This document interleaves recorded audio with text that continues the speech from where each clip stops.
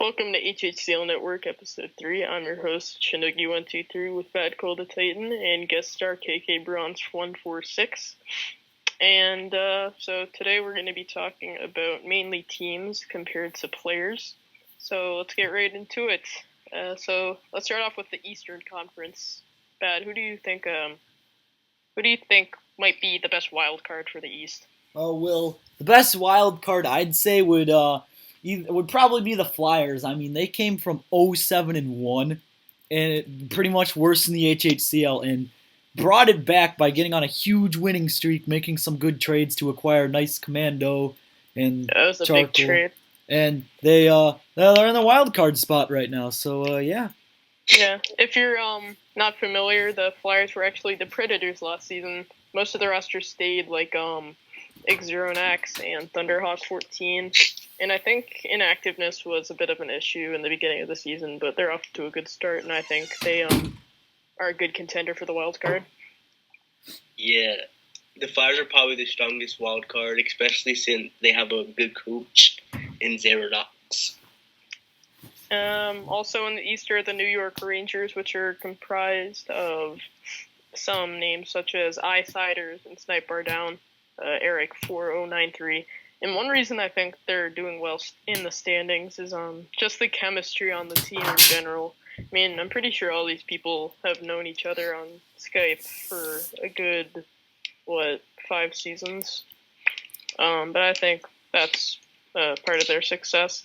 Minnesota Wild, I don't think we really need explanation here. They're just doing amazing, and they need to keep it up. There have been a few upsets lately. I'm pretty sure one of them, what was it, Islanders, was it? I think so, yeah. Not sure. I can actually check that. Yeah, I think Wild are going to do really well this season, might even be our Stanley Cup champions. Yeah, pretty good veteran team. So, KK Bronze, what team in the East might pull an upset in the first round that you think? Well, I think the Flyers are the Flames. The Flames might pull an upset. Flames are definitely odd this season since Chris Beatty said he would leave them last season, but he stayed. I think he's solely what keeps them alive. Without them, there wouldn't be much. He kept people like Zermak, his brother, of course. I'm not sure what to expect of them, though. So, another team in the East is the Columbus Blue Jackets with Limited Udango as their captain, or II Stone. And he's got a decent roster, decent players, but they're just not in the playoffs right now. So, anyone want to comment on how they're not in the playoffs? Well, he's not the coach of CBJ is not a really good coach. I really do not like him personally, but I just made a recent trade with him for World War II freak, foreign famous guy. So yeah. I feel like he doesn't care about his coaching as much as wanted to be a coach, which I personally find annoying. The Canadians, who were our Cup champions last season, keeping strong record, but I feel like they're not doing as well as they were last season. They got rid of Nice Commando, who wasn't all of their team, but was a good part of it. In return, got Bombs, who seems to be an icon because he created the game. However, due to college and other things, he's obviously not as active. And when he is active, he's pretty good. But I think the trade on Montreal's end wasn't as good. Yeah, and they got cursed for the repeat because Bombs has never won the HHCL Cup. Yeah. Even in the season with the Blackhawks, went undefeated and still lost in the finals. Mm-hmm. So I guess we're going to talk about the bottom feeders of the HHCL East. And we have the Vancouver Canucks and the Kings, and they're just, gross. Pretty bad. Kings had a decent roster to start off. I actually was drafted to the Kings, yeah, and immediately I was begging for a trade to Chicago, and I got it. It was pretty much a Jew trade since it ended up being me for Ultra Bloody Hell. They had a good roster. Rectangle seemed really good. Hattie 08, who later quit, which just made the team fall. And Andy Traps as an alt captain, pretty sure he quit too. and it just hasn't gone good. And I don't think they're making the playoffs at all, definitely. Yep. And I think it's a waste of a team, honestly. So yeah, I thought when they drafted Rectangle, they were gonna be pretty good. Yeah, Rectangle's a really good player.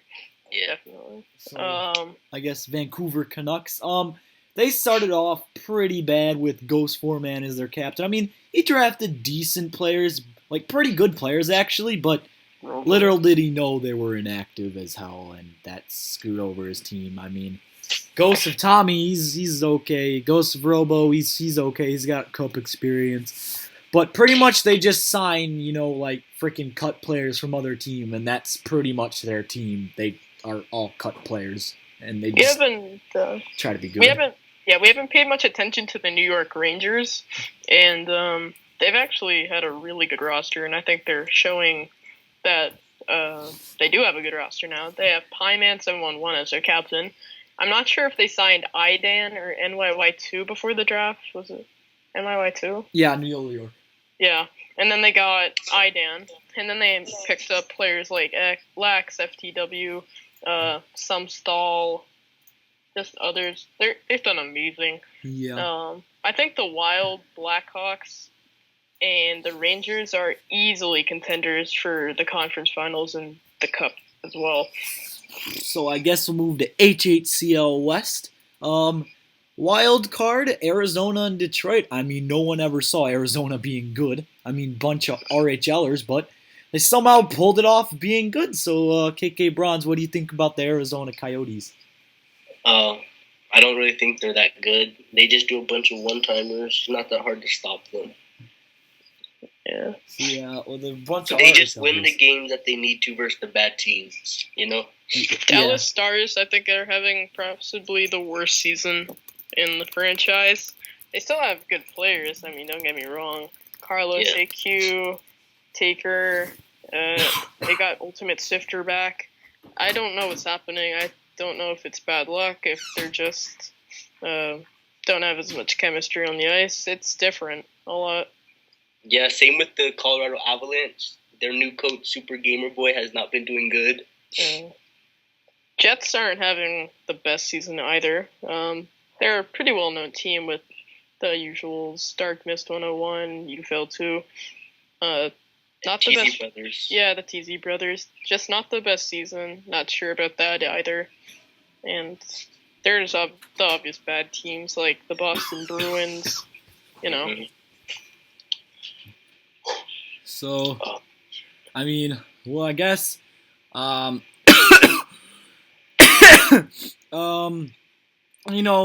Sabres and HHCL, they're surprisingly a good team, but they just can't get anything done. They're all around. I mean, they have pretty good players. They are trying to come back and to get a last playoff position spot, though.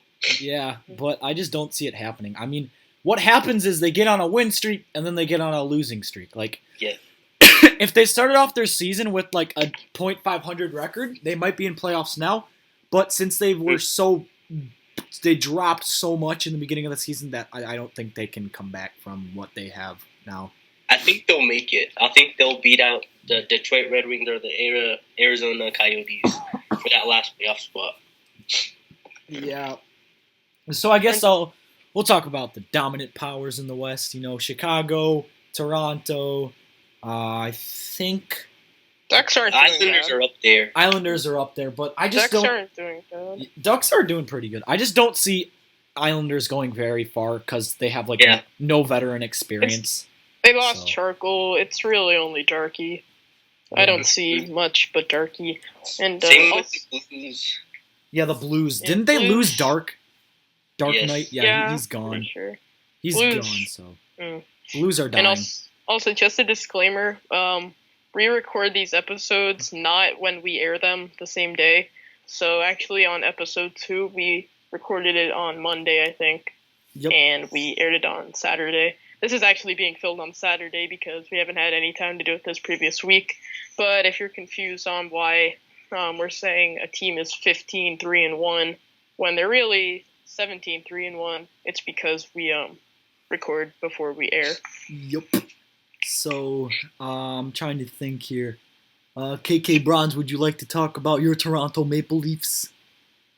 And, Well, Pablo has been doing pretty good coaching because I've been missing a bunch of games this season.